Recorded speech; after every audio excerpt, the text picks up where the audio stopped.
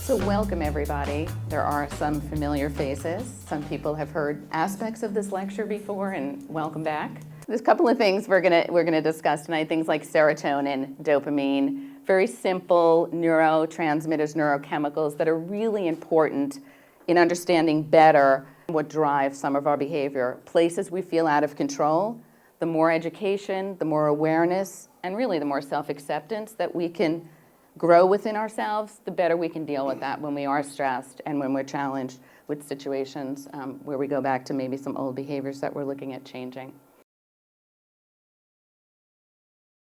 When Mexican food was combined to American food, because we have this influence, of course, and I find out that Mexican diet is really good, because you feed. It's based on corn and salsa, which is vegetables, and beans, with combine beans and corn, and you have a full protein.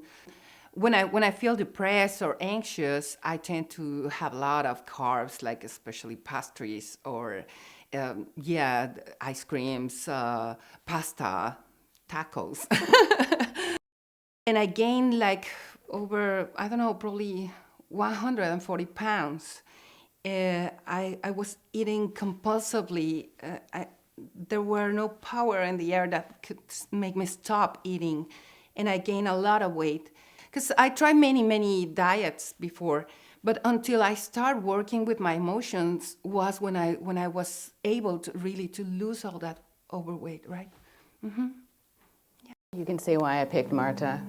It's very compelling, and I think she really highlights something that's so key in getting in touch with her emotions and the compulsive eating that caused her to gain 140 pounds. And there's really no diet that was going to be successful until she could really internalize and have a relationship with her inner self. I'm not going to go into a whole, biology lesson, but I just want to really highlight some key parts of the brain that are going to be weaved through the lecture. So some key parts of the brain are my little laser pointer, the VTA, which is the midbrain, the prefrontal cortex, and the NA, this midbrain. So really we're going to you'll see images throughout the lecture. In the deep brain, that's where a lot of neurotransmitter activity happens, a lot of dopamine activity happens. There were an incredible amount of animal studies that I was reading in this research where, they would infuse mice with glucose. And the mice would just start licking to get more and more and more, even though there was nothing there, because their brains were so charged up and really trying to go after getting more and more and more of that substance.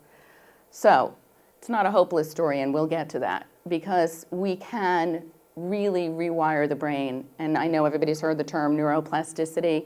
It's real. We can kind of reprogram the brain. We can, even after years of abuse of drugs, foods, we can really find ways in our daily life to build that frontal lobe, to give us the strength to really deal with eating, addictions, there's lots of ways to do that. Mindfulness, meditation, the data I found on that in the research was incredible. And it actually builds the front part of the brain. It thickens. That's pretty amazing. And that can be at any stage in our life. It's not when you're done growing, the brain's done changing. That's your whole life. You can really rewire and strengthen parts of the brain that can really help. We see that deep part of the brain. There's the dopamine that I was talking about, that prefrontal cortex that helps us make those better decisions, that helps us have a little more self-awareness. So unbelievably, that's a molecule of dopamine on a woman's back. I could not believe when I went into Google Docs. It's like a cult around dopamine. Tattoos, body art, earrings, jewelry, shirts. I was like, there were people with dopamine tattoos on their arms, front of their body, back of their bodies. Some people really like their dopamine. See what I'm saying?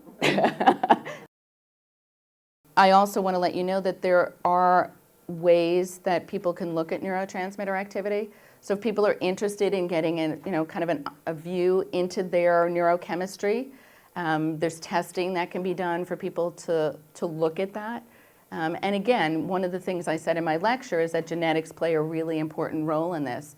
So for some people, it is important to get that snapshot to see where they're starting, what their starting point is, and maybe how much nutritional support they might need in making some of those changes. Because we're all starting, as I said before, everyone's chemistry is different, and we're all starting at different places. And as some of my slides showed, some of us didn't get a good start and maybe, started somewhat deficient in addition to genetics.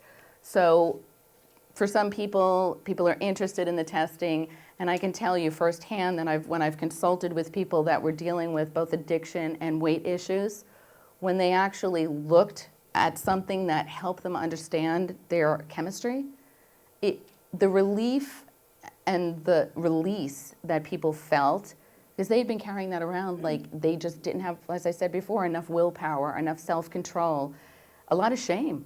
And for them to start to even have a visual, result where they're looking at numbers and maybe looking at what's happening in their body gave them such a sense of empowerment to really take it on, to support their body and to not do the self-blame thing and to really begin to have some of that self-acceptance that was kind of weaved through the lecture.